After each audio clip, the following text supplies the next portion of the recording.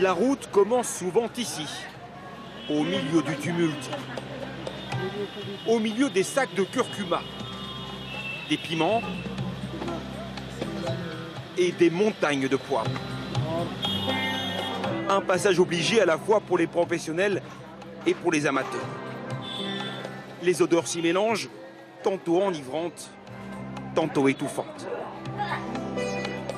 Voici Garibaldi, le plus grand marché aux épices d'Asie, au cœur de New Delhi.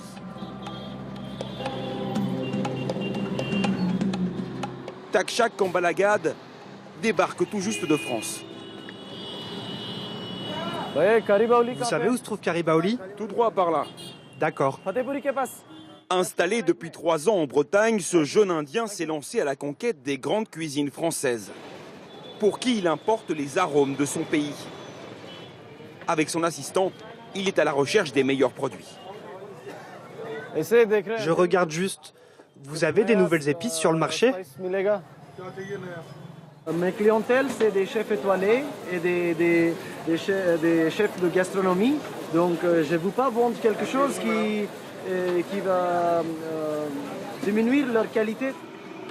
Les épices ici font partie de la vie, y compris pour la préparation du thé. Garibaldi ressemble encore à l'Inde d'il y a un siècle. Il n'est pas rare d'y croiser une vache sacrée ou encore des épices. Faites voir ces graines de cardamone noire. Aujourd'hui disparues de nos assiettes françaises. Donc ça c'est du cardamome noir. Normalement c'est un produit du nord-est de l'Inde. C'est vraiment un goût de charbon.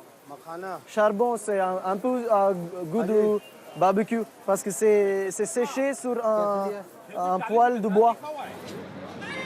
Comme ces graines de cardamone, les produits viennent des 4 coins du pays et parcourent des milliers de kilomètres pour atterrir sur ces étals. Nous allons remonter toutes ces routes des épices, dans l'ouest et dans le sud de l'Inde. Un voyage à travers le pays des Maharajas, aujourd'hui premier producteur mondial. Dans les plantations de poivre ou les champs de noix de muscade. Mais aussi avec les touristes qui remontent en bateau sur les pas de Vasco de Gama, au temps où les épices indiennes valaient tout l'or du monde. Et bien sûr en cuisine, là où les saveurs se libèrent. Parfait. Voici l'histoire de ces épices et de ceux qui en vivent. Une route plutôt relevée jusqu'aux sources des arômes.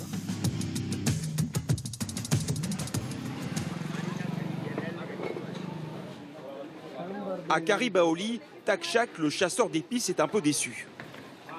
Après plusieurs heures, il n'a pas trouvé ce qu'il cherchait. Ça, c'est de la cannelle? Oui. En fait, tout ça c'est vendu comme les cannelles, mais en vérité c'est pas de cannelle, c'est de cassia. Ça c'est de vrai cannelle et ça c'est de cassia. Quand on achète un sachet ou un paquet de cannelle, il y a un mélange de cassia et cannelle. La cassia, c'est de la fausse cannelle venue de Chine. Son prix est 4 fois moins cher. Elle permet aux vendeurs d'augmenter leur marge en arnaquant les clients au passage. Mais ce n'est pas tout. Cette cardamone semble un peu trop verte. Il y a du colorant là-dessus? Oui. Vous avez rajouté du colorant? Oui. Si on regarde, ici il y a des couleurs. Ça c'est des couleurs, c'est pas de vrai vert. C'est une couleur artificielle pour donner la couleur vert. Donc, la plupart des gens, les Européens, ils viennent ici, ils achètent dans les marchés sans savoir l'origine, sans savoir ça. Takshak n'achètera rien aujourd'hui.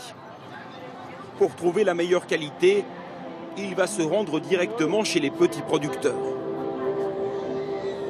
Sa route des épices commence dans ce vieux train. Demain, après 16 heures de voyage, il espère trouver l'aromate qui saura séduire le cœur des grands chefs.